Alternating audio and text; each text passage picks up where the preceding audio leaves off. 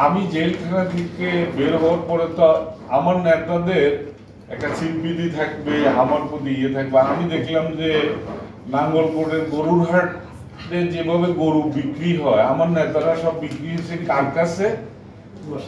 মুবাশশিরের কাছে। মুবাশশিরের নেতৃত্বের গুণাবলীটা কি আছে বলতে হবে।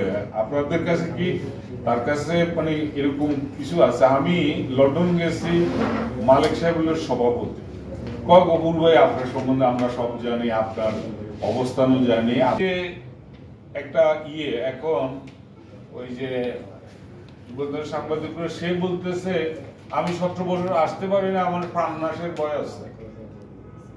প্রাণনাশের ভয় থাকলে রাজনীতি করবে কেন?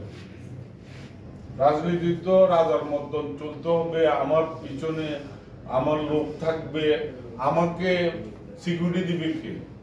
আমি 5 বছর এমপি ছিলাম। প্রথম দিন যখন আমি এমপি হইয়া শপথ নিয়ে আসছি, দেখি যে আমি যেখানে যে পিছনে ওসি সাহেব গাড়ি একটা লইলে, আমি বললাম যে আপনাকে কেন, আপনাকে তো আমি বলিনি। কয় স্যার আপনার সিকিউরিটির জন্য। আমি বললাম যে না, আমার তো এত লোক ভোট দিছে, সিকিউরিটি দিব তারা, আমি আপনার সিকিউরিটি তো চাই নাই, চাইলে না আপনি আমাকে দিবেন। এখন যুগান্তরের সাংবাদিক এই খবরটা যদি দেয়, এটা তো তার উপকার হবে না। যে মুখ নেতা প্রাণনাশের ভয়ে, গফুর ভুইয়ার লোকজনের প্রাণনাশের ভয়ে করতে হবে। গফুর ভুইয়ার লোকেরা ঢুকতে দিবে না, অনুষ্ঠান করতে দিবে না। আপনি 2008 সালে আমার মনোনয়ন বৈধ রিটার্নিং অফিসার করলো, এরপরে যে আপনি টাকা পয়সা খরচ করে করে নির্বাচন করলেন, আপনি পরাজিত হইলেন, এই দোষটা কার? গফুর ভুইয়া। গফুর ভুইয়া আসি আপনার কাজটা করে না। আমি নির্বাচন করলে তো আমি তার সাহায্য চাবো না যে আপনি আসি আমার কাজ করেন, না হলে ভাই আমি তো পাস করতে পারবো না।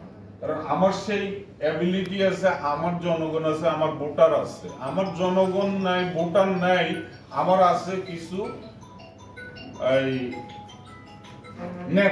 নেতারা ওই যে পদ চায়, টাকা চায়, তাই তো? এখন আমাকে করতে হবে কি, সাংবাদিক ভাইয়ের কথা অনুযায়ী তার মানে সিকিউরিটির ব্যবস্থা করতে হবে। এখন কি অবস্থাটা হয়েছে নাঙ্গলকোটে, এখানে তার নিরাপত্তা দেয় আওয়ামী লীগের যে খারাপ লোকগুলো ছিল, এগুলা সবগুলা কিন্তু এখন তার সাথে মিশে গেছে এবং তাকে এই নিরাপত্তাও দিতেছে, তার লোকদেরকে সাথে মিশে গেছে। এই কয়েকটা বিচ্ছিন্ন ঘটনা হয়েছে, সবগুলো এরকম অবস্থা হয়েছে। তো এগুলো তো তুলে ধরতে হবে। বিষয়টা হলো এটা। এখন গ্রুপিং যদি উপরের থেকে সৃষ্টি করে দেয়, আমি নেতা তো আমাকে খালেদা জিয়ার কেন্দ্রীয় অফিস থেকে, মহাসচিবের অফিস থেকে কমিটি দেয় না। আমাকে ওয়ার্ড কমিটি হয়েছে, ইউনিয়ন কমিটি হয়েছে, তারপরে উপজেলা কমিটি। আমাকে নেতা বানাইছে কি? আমি সভাপতি হয়েছি ভোটের মাধ্যমে। রাবেয়া চৌধুরী গেছে, সেখানে সবাই ছিল। এখন কমিটি হয় কিভাবে? কমিটির কোন নিয়ম কানুন আছে? নেতারা কেউ উপজেলা যায় না, তারা কেনা বেচা করে, আবার তারাও কি নিয়ে আনে, তো একটা কমিটি দিয়ে দিছে। আসলে এই কমিটিটা গ্রহণ করতেছে না মানুষ।